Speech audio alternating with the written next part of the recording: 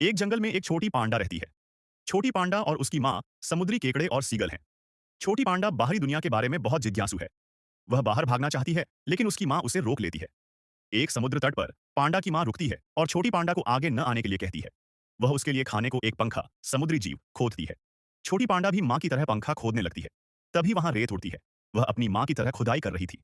उसकी माँ उसे सुरक्षित क्षेत्र में वापस ले जाती है, लेकिन वह फिर से मुड़कर सीगलों से भिड़ने चली जाती है। माँ उसे ढूंढ लेती है और तुरंत वापस खींच लाती है। वह उसे समझाती है कि इधर उधर नहीं दौड़ना चाहिए। छोटी पांडा को एक चमकता हुआ शंख मिलता है। वह उसे कान से लगाकर समुद्र की लहरों की सुंदर आवाज सुनती है। तभी एक आकृति प्रकट होती है।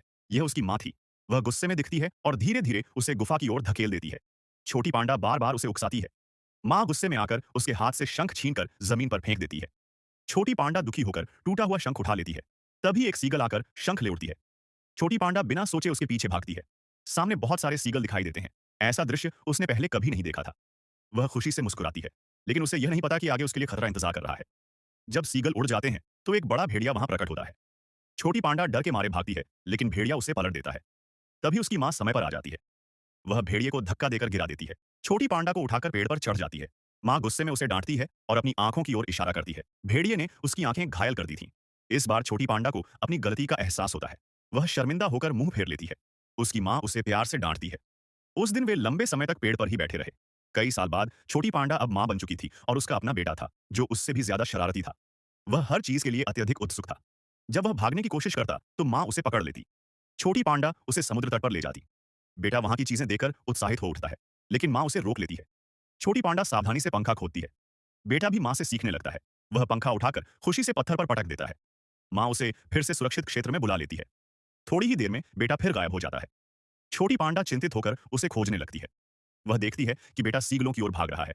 वह दौड़कर उसे पकड़ती है और सुरक्षित क्षेत्र में लाने की कोशिश करती है। गुस्से में वह बेटे को डांटती है। बेटा डर जाता है। तभी छोटी पांडा दीवार पर अपना प्रतिबिंब देखती है। वह सोचती है, क्या अब वह भी वैसी ही हो गई है, एक सीगल जैसी? वह बेटे को पेड़ पर ले जाती है। एक सीगल की ओर इशारा करती है और फिर अपनी नाक के निशान की ओर।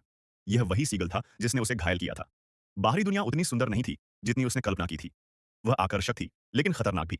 बेटा मां के घाव को छूता है और उसकी भावना को समझता है। इसके बाद वह कभी भी लापरवाही से व्यवहार नहीं करता। छोटी पांडा भी अपने पालन पोषण के तरीके बदल देती है। वह बेटे को पेड़ की गुफा से बाहर ले जाती है। उसे जीवित रहने की कला सिखाती है। वह आसपास के वातावरण को पहचानना सिखाती है। वे दोनों समुद्र तट पर स्वतंत्रता से दौड़ते हैं। छोटी पांडा अपने सबसे प्यारे सीगल को बेटे को दे देती है। वे दोनों खुशी खुशी साथ रहते हैं। माँ ही इस दुनिया में तुम्हें सबसे ज्यादा प्यार करने वाली होती है।